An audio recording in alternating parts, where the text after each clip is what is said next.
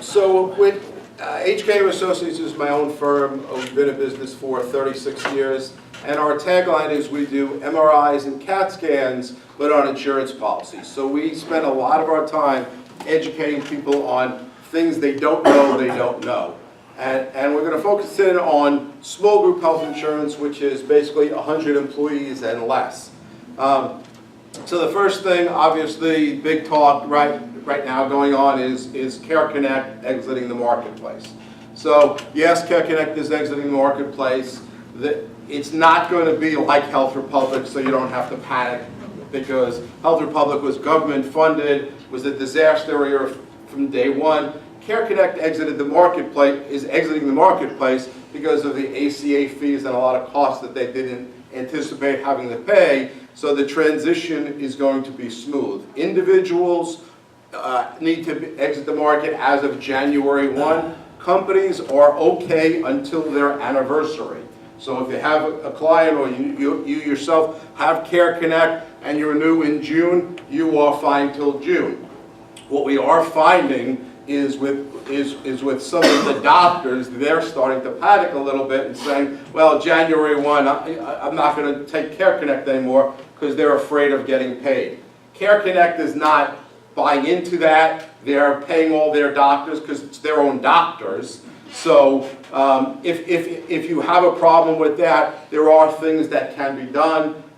There's a company called Health Pass, which allows multiple carriers, multiple plans. They're letting groups that have employees that are under Care Connect switch January 1 if they choose to. So it's going to kind of be a master open enrollment for Care Connect within certain guidelines and stuff like that. But what you have to understand about health insurance, if we start with some of the basics, terminology and the basic things about health insurance, and then I'll talk a little bit about high deductible plans and some other things that we do. First question, how many people have plans with copays right now? Okay. So how often do you get a bill for $3.25 and $5.10 from a doctor, from a lab above the copay? Okay. If that happens, you should call the doctor or the lab, because copayment is payment in full. So if you have a copay plan, you should not be paying 10 cents above what you paid for your copay. So if that happens, call the lab, because what most people do is they pay it. Why? Because if you don't pay it, you get a first notice, then a second notice, and a third notice, and then it's going to go to collections, and everybody said, well, for $5, I'm not going to ruin my credit. But if you call the lab or you call the doctor and tell them, why are you billing me? All of a sudden, oh, well, we'll correct our records and you'll never see another bill. The other thing about health insurance, I mean, there's four types of plans. There's EPOs, which is in-network only, no referrals. There are HMOs, which are in-network plans with referrals. There are PPOs, which are in and out of network, and POS, which is point of service plan, which is in and out of network with no referrals as well. So a lot of people aren't familiar with, well, now my plan's not an HMO, it's an EPO, and the insurance companies send out letters saying, we're terminating your plan. Most of the plans now that are just being changed because they're getting rid of the HMOs. So if you get a notice from your insurance company like Oxford had a plan called the HMO Liberty. So they eliminated the plan, but they changed it to an EPO. It's the same exact plan, it's the same exact coverage, don't panic. It's exactly the same plan, but because they're changing the name of it legally, they have to tell you that the plan is being terminated. Oscar just sent that out to a lot of individuals, saying, well, we're terminating your plan. Your plan is not being terminated, it's just being changed, but they can't tell you that it's being changed from a legal perspective. So again, you don't have to be concerned. But what you also have to understand about health insurance, the other thing about health insurance is health insurance is not based on participation, it's based on eligibility. So many people don't think they have a group, when indeed they do have a group. We work with businesses from sole proprietors 1 and 2 and 3 to 100 employees, And we spend a lot of our time on educating clients as to what's out there, what can you do? Because community rating is community rating. So the rates are the rates are the rates. One thing, if you have not looked into it, especially for those people with copays, are high deductible plans. Kevin had mentioned it briefly, HSAs and HRAs. So people hear the term HSA and HRA and they're like, oh my God, $10,000 deductible, I can't afford that, my employees can't afford that. And they don't look at it and they just go on to the traditional plan and go through the different options. But when you look at your health insurance, you have to look at what is it costing me all in. It's my premium plus my copays versus a high deductible plan, which is a much lower premium, no copays, and a deductible. And when you look at it and understand and look at the numbers, and Kevin had mentioned looking at the claims and looking at the numbers. If you look at the numbers, you'll find about 95% of the time a high deductible plan is going to make more sense. Because if you take a typical Oxford, Aetna, pick the carrier. Take a typical Oxford plan. Typical Oxford no referral plan is about $2,500 for a family. Well, if you stay with the same network, same doctors, with a high deductible plan, you'll lower your rates to about $1,500. So you're going to save $1,000 per month per family. So you got a tremendous savings from a company point of view. And from an employee point of view, employees will be happier once they understand it. Because generally what we recommend, company lets the employees pay the first $500. The reason we say $500 is because they could put $500 into their flexible spending account, so it's pre-tax, and you're now allowed to roll over $500. So for the guy or the woman who says, I never go to the doctor, why am I going to even throw $500 in there? It makes sense to do it because it's pre-tax and you can roll it over. The company then funds the next $6,000 in claims. Generally, that's the reason we recommend $6,000 is because what's called the maximum out-of-pocket, which is the most you can pay, is somewhere around $12,000 to $12,500. So the company is funding half the deductible. So from a company point of view, you're saving $12,000, you're funding $6,000, which means if all hell breaks loose and everybody gets sick all at the same time and you hit your maximum case, you're still going to save $6,000 per family. So you have a 20, 30 person company, you're talking $120,000 guaranteed savings right off the top. From an employee point of view, the employees are happier because right now, what are they paying? They're paying copays. So they have doctor copays and hospital copays and prescription copays and copays for everything. Especially you have knee surgery and you go to physical therapy 2-3 times a week, you can be paying $300 a week in copays. So with a high deductible plan, they're paying $500 with pre-tax dollars, and then for the most part, your $6,000 that you're funding is going to cover almost all of their claims. Because if you look at claims, well, take out routine checkups, take out well visits, take out colonoscopies, take out mammograms, take out pediatric well visits, take out gynecology well visits. All of those under all plans, including a high deductible, are free. So zero cost, no copays, no deductibles, nothing. As long as when you call your doctor, you tell them that you're there for your routine checkup. Because if you're at a doctor's office for a cold and say, look, while I'm here, do my checkup, you're going to then be charged because it's going to be coded differently. So if you have set up a routine checkup, it's free, period. So take out all of those things out of the claims numbers. How often are people going to the doctors? For the most part, most people are not going to come close to that $6,000. The reason I say $6,000, and Kevin talked about it as well, is because what counts is the contracted rate, not what the doctor charges, what the insurance company allows. So when you take a typical You go to the doctor for a cold and it's a $200 office visit, the contract rate might be $40 or $50. You go to the pharmacy, right? And this is another thing you should look at. If you're on generic drugs, you should go pick them up at Target and CVS and those kinds of places, because they charge you $4 for generic drugs. So it's less than a copay. And with a high deductible plan, again, I'm on 2 medications. One's a generic, one's not a generic. I pay $4 for my generic and $60 for my non-generic. So I'm paying a little bit more than a copay on one, a lot less than a copay on the other. But it doesn't matter because I'm saving $10,000 or $12,000 in premium. So when you look at all what's out there, so after $500, the company pays $6,000. And the employees, we set up what's called an HRA. A lot of people have heard of an HSA, which is a health savings account. Well, for companies, we recommend an HRA. The difference between an HSA and an HRA is simply the HRA companies fund claims when and if there are claims.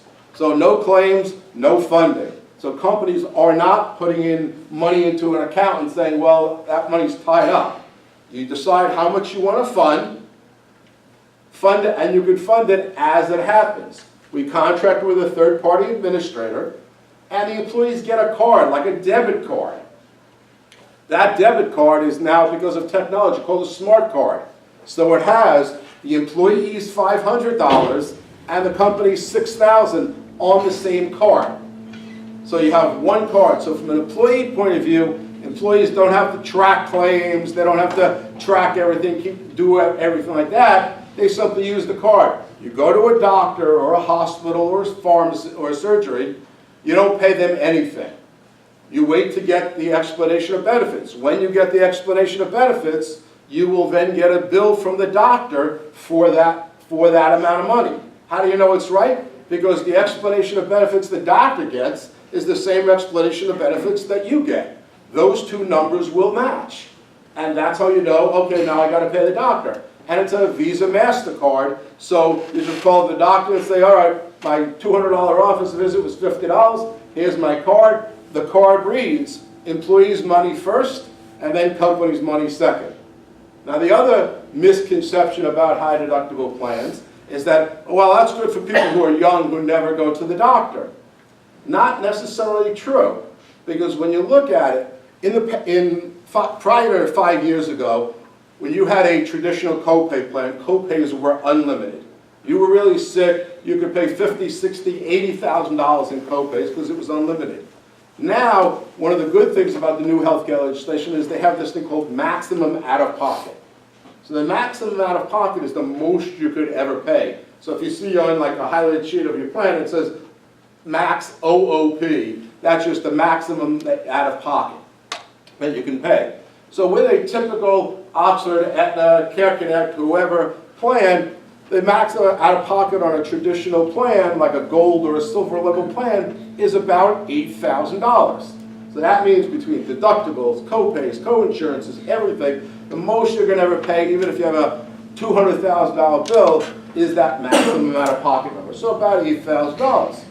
When you look at a plan like a high deductible plan, and the maximum out-of-pocket is between $12,200 and $12,700 depending on the carrier, so it's about a $4,700 worst case scenario. But the company's giving you $6,000. So it doesn't matter, even if you have your maximum worst case scenario, it's still going to cost your employees, you or your employees, less out of your pocket no matter what happens. But a lot of brokers don't talk about high deductible plans and don't show high deductible plans because it's more work and it's less commission. And unfortunately, that's just the nature of a lot of people in my industry. They want to go in, do what's best for them, not what's best for the client. Yes?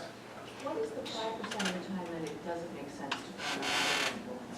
If you have no hospital doctor and have a lot of prescriptions, like I had a client, young girl, she was on this medication, the contracted rate was like $350 or $450 a month for her prescription. But she had nothing else. She routine check. So for her, it was cheaper for her to stay with the traditional plan because the prescriptions would have cost her $12,000 or like $6,000, and her copay was only $50 for the prescription. So if you have no hospitals and surgeries and just medications, sometimes, depending on the medication, would determine whether it makes sense to stay with a traditional plan versus a high deductible plan. And then one other point of clarification, you're saying that under a high deductible plan, there's an employee out-of-pocket cost in the premium, right? And then you said the company covers the first $6,000.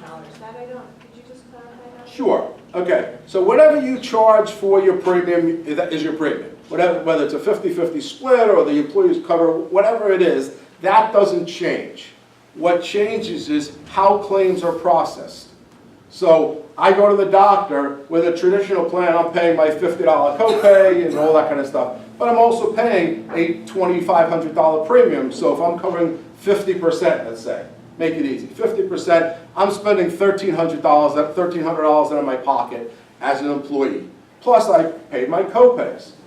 Now, the company still charges the $1,300. All right, so the company pays the same. The employees pay the same, I'm sorry. The company, though, is only paying a $1,500 premium. So now the company can say, all right, we're going to collect $1,300 from the employee. Now it's only going to cost us as a company $200 to cover the premium. So now we're going to take that savings and give it back to the employee towards their claims. Because people aren't concerned, I mean, most people aren't concerned about nickels and dimes. They're concerned with what happens if I have, like I did 5 years ago when my daughter was sick, $500,000 in claims. Okay? Yeah, she had stage 4 Hodgkin's, but thank God she's 5 years and doing great. But that year, I paid what was then a $10,000 deductible and then zero. Okay? Had I had a traditional plan, it would have cost me $30,000 in copays. And you don't think you can hit $30,000? Have a kid who has cancer. You know, it adds up really fast. Okay? But even if you don't, so the company covers half, the employee covers half. Now the employer, is saving $1,100 a month in premium. Because they're now, instead of contributing $1,300 towards the premium, they're only contributing $200. They can take that excess money and give it back towards the deductible. So now if they don't want to have the employees pay the first $500, they can say, look, we're going to cover you $5,000 in claims. Why? Because we're saving $11,000 in premium, so we're going to give you $5,000, and now you're giving your employees 100% coverage with no copays. So the employee is going to be happier. But if you hit your maximum, so when you look at a traditional plan, the maximum amount of pocket under the new law is about $8,000 or $9,000, and you're saving. You have $5,000 that you're giving them, $6,000 that you're giving them. So employees are still going to lay out less out of pocket no matter what. So if you have no claims or if you max out claims, from a company point of view, the company is still saving that $6,000 spread, no matter what. The employees are laying out less out of pocket because they're going to get reimbursed, because they're going to get the card that's going to cover all their claims. Question? I agree with you, because I looked at it. Why are the insurance companies doing that? The insurance companies are doing it because they're no longer paying all the nickels and dimes. But they're still adjudicating it. They're still adjudicating, but they're not adjudicating it. They're not paying any of the claims until the first $6,000 or $7,000 or $10,000. So because they're not paying the nickels and dimes, it affects a couple of things. Most importantly, it affects the rate increases. Because the rate increase on a high deductible plan is between 5 and 8%, and the rate increase on a traditional plan is 10 to 12%. So what's happened over the last 4 years is the spread keeps getting bigger and bigger and bigger and bigger, to the point now where if you have a family coverage, there's no risk, because you're saving more in premiums than you're going to ever pay out in potential claims. So it's a no-lose proposition. You know, we have about 90% of our clients are on high deductible plans, and in 4 years of promoting high deductible plans to our clients, not one has gone back to a traditional plan. Because there's initial bumps in the road until they get used to it, but once they get used to it, they never want to go back to the traditional plans because they see how much they're saving, whether it's the company saving money, the employee saving money, or a combination of both. I feel like education is one of the biggest things, is that high deductible health plans is what companies are scared of because it's very hard to educate the younger employees who are not, they're just saying, oh, I don't go to the doctor, I go to urgent care, I don't even have a doctor. Right. So when you have an employer who, like I talk to business owners and to get them to wrap their head around how it saves for the employees and how they can position it as a great benefit for the employees is always the struggle if they're giving 50% contribution instead of 100% contribution. Because if they're doing 100% contribution, the employees really don't have to worry about it as much. But if it's 50% contribution, what's the best way for a business owner to get their employees to understand the benefit of the high deductible health plan, because they still have to pay into that? Sure. So generally what we do is what we do is we run employee meetings for all our groups. So we educate the employees what happens when you go to a doctor and a hospital and a pharmacy and all that kind of stuff. But when you say to an employee, okay, look, we got a 10% rate increase on our health insurance on a traditional plan. So either you pay the 10% rate increase on your health insurance, or we go to a high deductible plan and you pay $1,000 towards your claims.